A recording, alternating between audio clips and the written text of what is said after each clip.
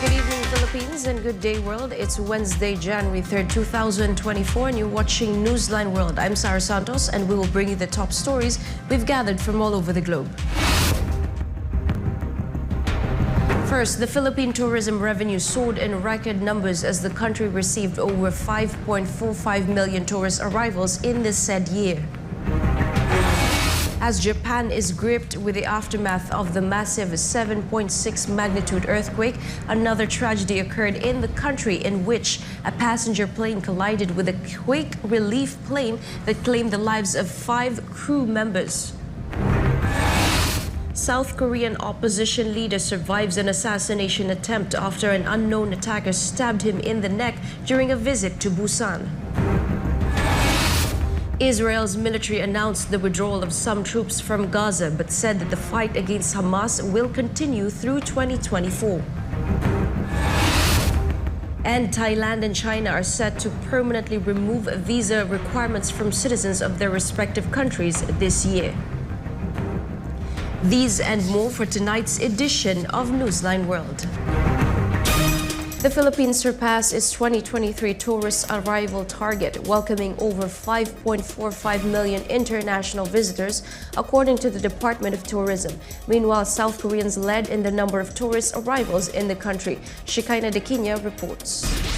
The Department of Tourism reported more than 5.45 million international tourist arrivals in 2023. This figure exceeded the agency's target of 4.8 million tourists. According to the data, South Korea had the highest number of tourist arrivals in the country, reaching over 1.43 million. It was followed by the United States, Japan, Australia, and China. Canada, Taiwan, the United Kingdom, Singapore, and Malaysia also contributed significantly to the country's tourist arrivals. As a result, the Philippines' earnings from tourism receipts significantly increased by 124.87% or 482.54 billion pesos in 2023. This is a notable increase compared to the estimated 214.58 billion pesos tourism revenue recorded in 2022. For 2024, the DOT aims to achieve 7.7 million international visitor arrivals. For God in my beloved country, the Philippines, Haneda SMNI News.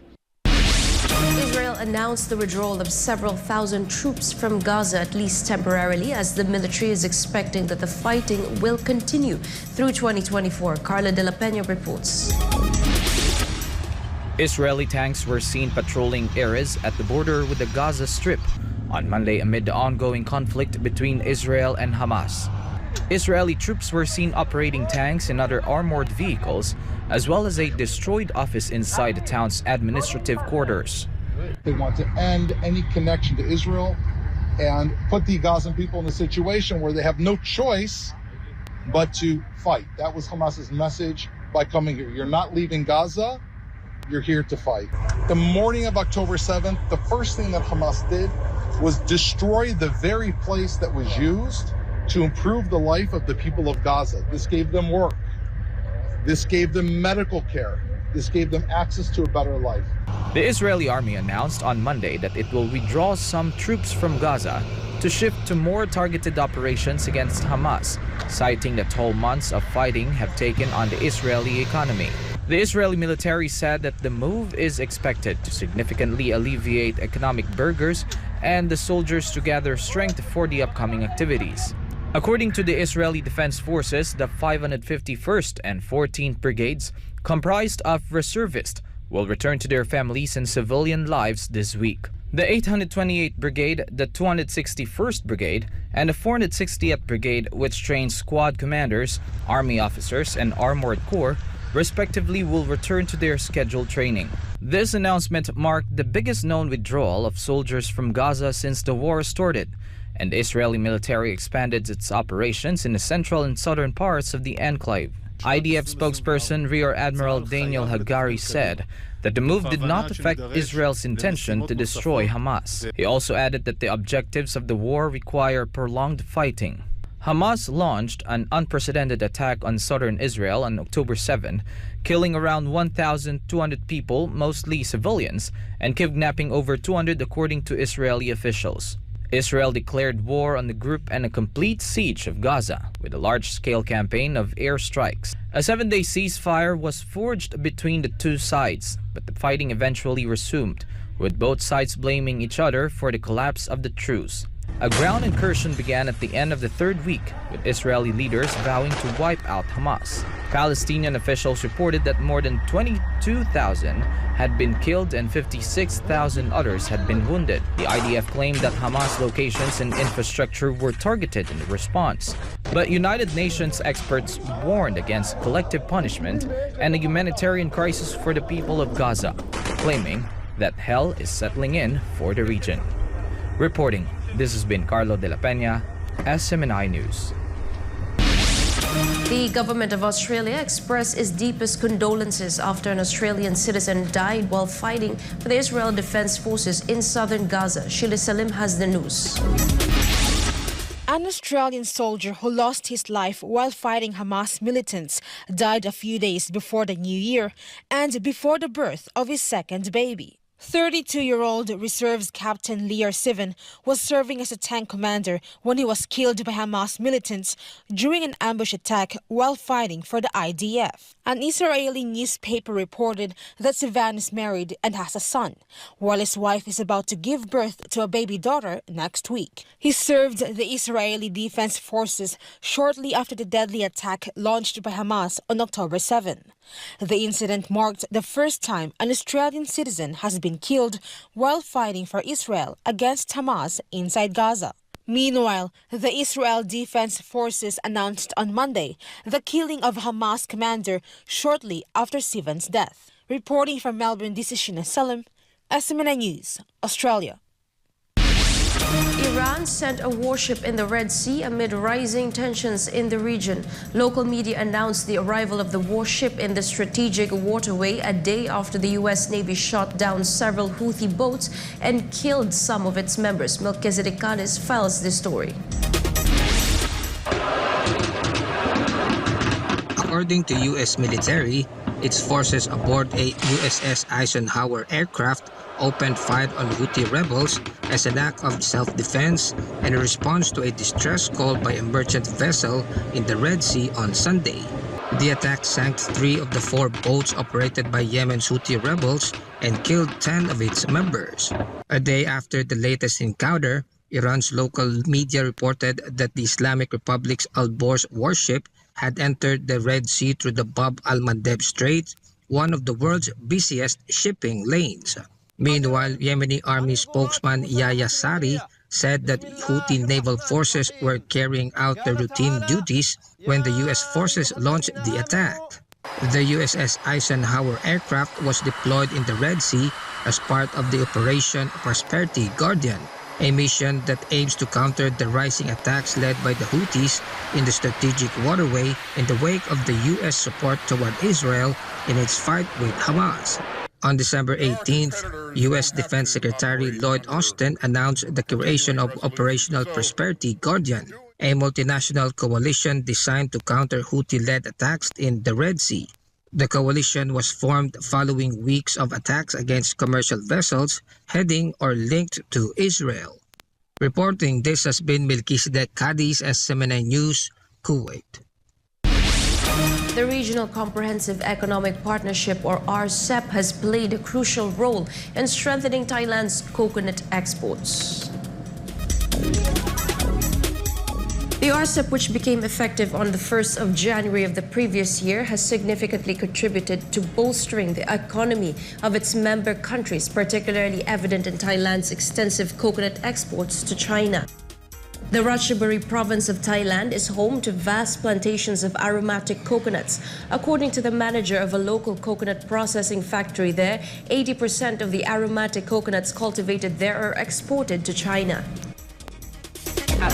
จังหวัดราชบุรีเป็นส่วนเยอะค่ะแล้วก็เครื่องจักรของเรามีการนำเข้ามาจากทางประเทศจีนเพื่อที่จะมาช่วยขยายกำลังการผลิตของทางโรงงานเราค่ะเพื่อที่จะทำการส่งออกให้ทางจีนได้เยอะขึ้นค่ะก็คือ 50% ของมะพร้าวจีนเราเนี่ยครับก็คือใช้ไทยเราเนี่ยครับในการส่งออกตอนนี้รัฐบาลไทยเราสนับสนุนเรื่องการส่งออกทางพืชผลทางการเกษตรครับผม ซึ่งเราได้การสนับสนุนจากทางจีนนะครับซึ่งทำให้เศรษฐกิจไทยเราดีขึ้นทำให้ชาวสวนเรามีงานทำในการต่อยอดต่อไปครับการมะพร้าวน้ำหอม The RCEP agreement includes 15 countries in the Asia-Pacific region, comprising the 10 ASEAN member states: Brunei, Cambodia, Indonesia, Laos, Malaysia, Myanmar, the Philippines, Singapore, Thailand, and Vietnam.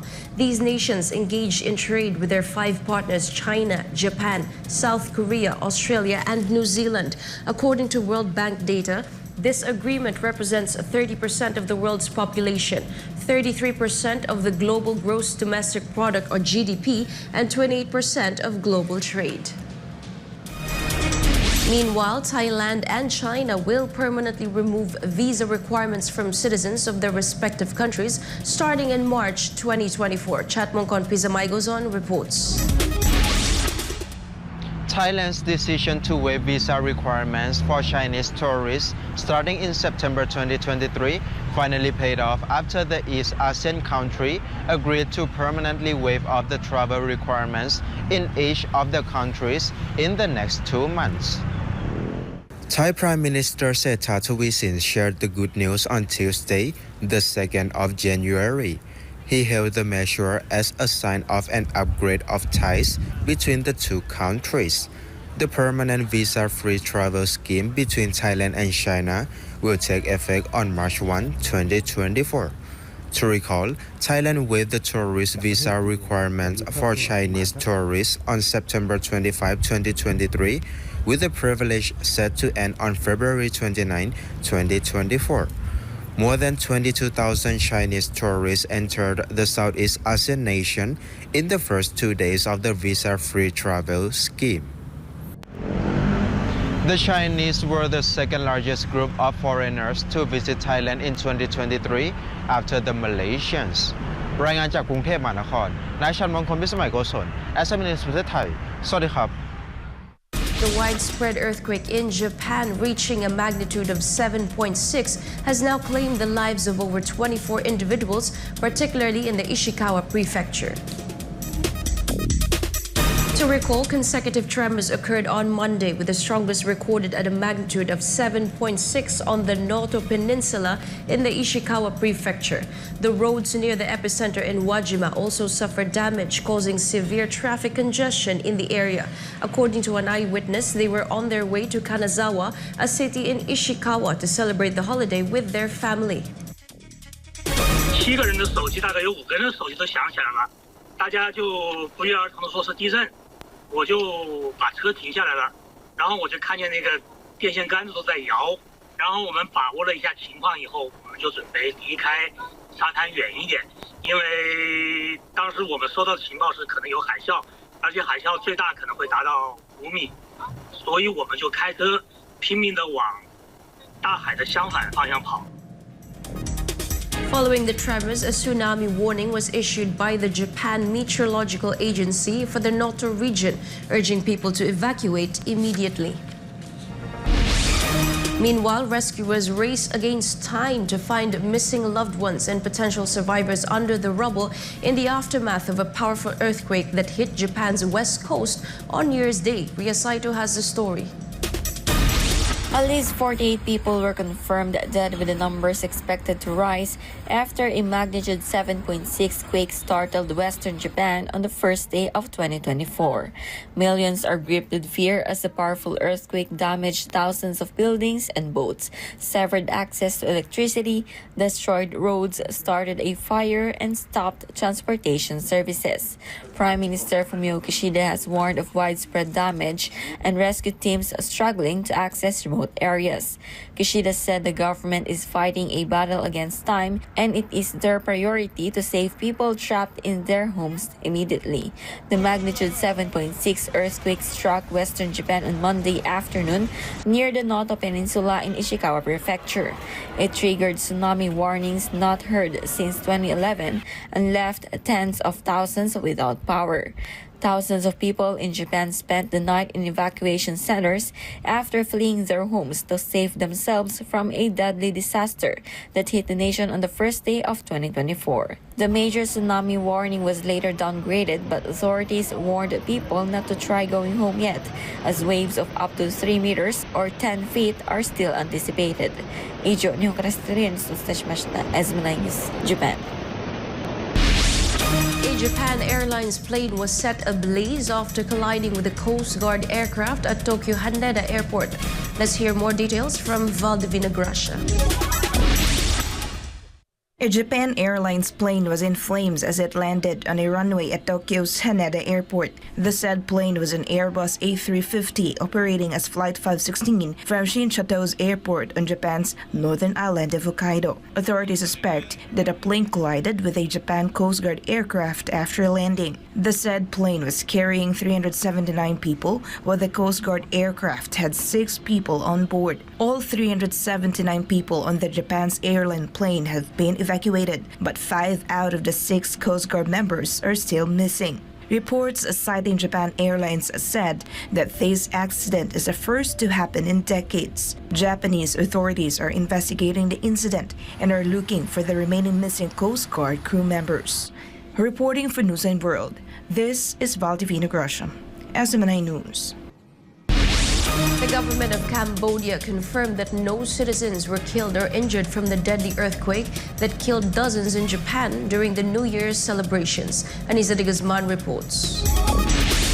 Cambodia's Ministry of Foreign Affairs and International Cooperation assured citizens that their relatives, friends, and loved ones in Japan were not affected by the 7.6 magnitude earthquake on January 1, 2024. The deadly earthquake that hit the West Coast on Monday caused massive damage and killed at least 48 people as of Tuesday. According to the ministry, more than 1,600 Cambodians are living in the affected areas, which consist of 6 provinces. There were no reports of any Cambodians being affected by the deadly earthquake as of Tuesday, January 2. Several Cambodians living in affected areas in western Japan have been evacuated to safety. The Cambodian embassy said it will continue to monitor and cooperate with relevant Japanese authorities for regular updates on the situation. Western Japan was a site of disaster in the wake of the New Year as the deadly earthquake severed power access, collapsed buildings, destroyed roads, and sent thousands fleeing to evacuation centers overnight in the fear for their lives. Reporting for Newsline World, Anisa de Guzman, SMNI News. Kim Jong-un of North Korea has instructed his military chiefs to prepare for a nuclear strike against South Korea.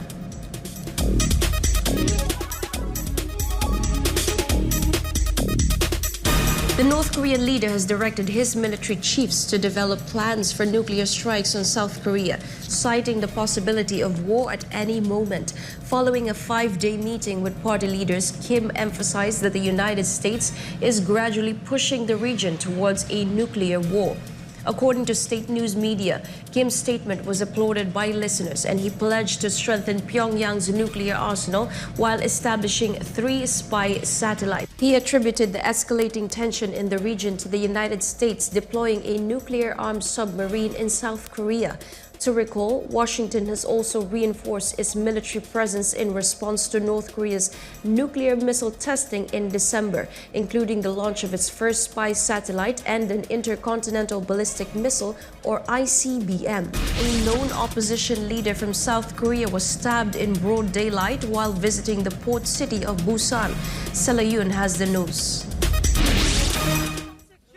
South Korea's opposition party leader Lee Jae-myung was rushed to the hospital after an armed assailant stabbed him in the neck while traveling in the southern part of the country. The world witnessed a horrific moment unfold when a 67-year-old man stabbed the 59-year-old opposition leader on the left side of his neck while giving an interview in front of the press. The unidentified attacker approached Lee asking for an autograph but suddenly moved forward and stabbed him with an 18-centimeter knife, inflicting a 1-centimeter laceration. Lee was later airlifted to a hospital where he was treated while conscious. According to the South Korean police, Lee's wound was not life-threatening. Lee is a member of the National Assembly and the leader of the Democratic Party of Korea. He ran as a nominee of his party during 2022 South Korean presidential election but lost the race.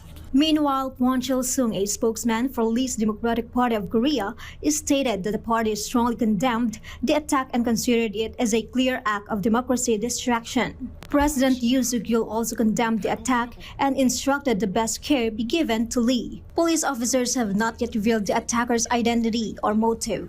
Lee Jae-myung, known as the former governor of Gyeonggi Province, lost to the current South Korean President Yoon Suk-yeol during the 2022 elections. He has been heading the main opposition party since August 2022. The 59-year-old opposition leader lost to President Yoon by a small margin of 0.72% and is expected to run again in 2027. In recent years, Asian political leaders have suffered sudden attacks or assassinations that occurred in public. To recall, former Japanese Prime Minister Shinzo Abe lost his life in a similar incident after an attacker shot him using a homemade gun while giving a campaign speech in Western Japan on July 8, 2022. There was also an attempt to assassinate current Prime Minister Fumio Kishida when a man threw a pipe bomb near him while he was giving a speech in the Kansai region on April 15, 2023. Lee's assailant has been arrested while the motive of the attack is still being investigated. Seoul, Isabel Salain, Gemini News, South Korea. Argentina officially withdrew its application to join BRICS a few days before it was set to be declared as one of its newest members. Meanwhile, 5 other countries pursued their membership, hence expanding the alliance. Francine Segarina will give us more details of this story.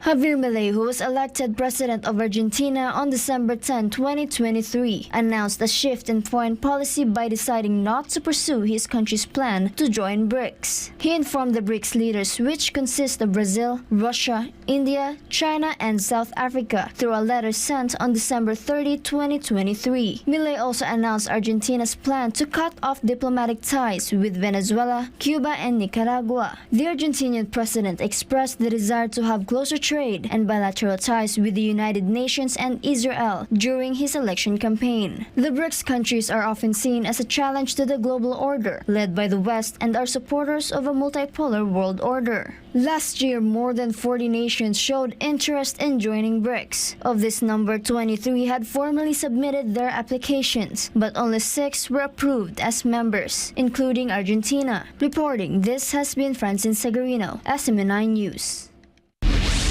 The Philippines is ready to provide assistance to the victims of the earthquake in Japan, with the government prioritizing the welfare of Filipinos, as said by President Bongbong Marcos. Valdivino Gracia is back for more news. President Ferdinand Marcos Jr. expressed deep sorrow upon learning about the massive 7.6 magnitude earthquake that struck Japan on New Year's Day. In a statement on his official social media account, Marcos stated that the Philippines is closely collaborating with the Japanese government to ensure the well-being and safety of Filipinos in the affected areas. The president further declared that the government has offered assistance in any way possible to the victims of the earthquake in Japan, in the face of what he referred to as a shared climate challenges within the Pacific Ring of Fire. President Marcos affirmed that the Philippines stands in solidarity with Japan and remains ready to provide any necessary support. Hans Leo Kakdak, the officer in charge Undersecretary of the Department of Migrant Workers, or DMW, mentioned that his department is monitoring the situation of Filipino workers in Japan, particularly in Ishikawa and Toyama Prefecture. He stated that a total of 1,194 Filipinos reside in the 2 prefectures, with 469 in Ishikawa and 725 in Toyama. Kakdak also assured that the government would provide financial assistance to overseas Filipino workers whose work has been suspended or halted due to the earthquake. The 7.6 magnitude earthquake struck the central Ishikawa prefecture of Japan on New Year's Day, resulting in several casualties and damage and leaving thousands of homes without electricity. Philippine Ambassador to Japan Maylene Albano ensured that the embassy is always ready to respond and that their hotline is always open for Filipinos in need of help. ang ating po mensahe is dito po kami para tumulong. Active, up and running po ang ating assistance to National Unit and our Migrant Workers Office. Kung pwede po, please visit our website in case meron po kayong kailangan. Nandun po yung ating hotline na pwede niyong tawagan. Please reach out to us kung meron po kami maitutulong, and we will try to respond as quickly as we can. Ambassador Albano also highlighted the embassy's continuous outreach to leaders of the Filipino community in Japan to assess the situation of fellow Filipinos. So sa kanila po kami nagre-reach out. Sila naman po, meron silang mga sakop yung sa mga grupo nila, and sila naman in turn ang nagre-reach out sa group, and sila po ang nag-inform sa amin kung kamusta na po ang kalagayan ng ating mga kababayan. According to the report from the Philippine Embassy in Japan on Tuesday afternoon, no Filipinos were reported dead or injured in the earthquake. For God and my beloved country, the Philippines, this is Valdivina Gracia, SMNI News. And before we end, may you be inspired with the message of the appointed Son of God.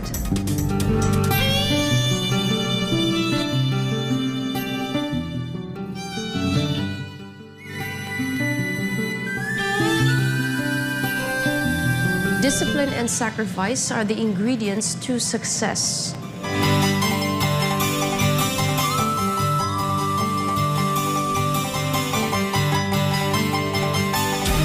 And that's all for this edition. For more updates, you may visit smninewschannel.com or follow us on our official social media accounts on Rumble, YouTube, Facebook, and Twitter.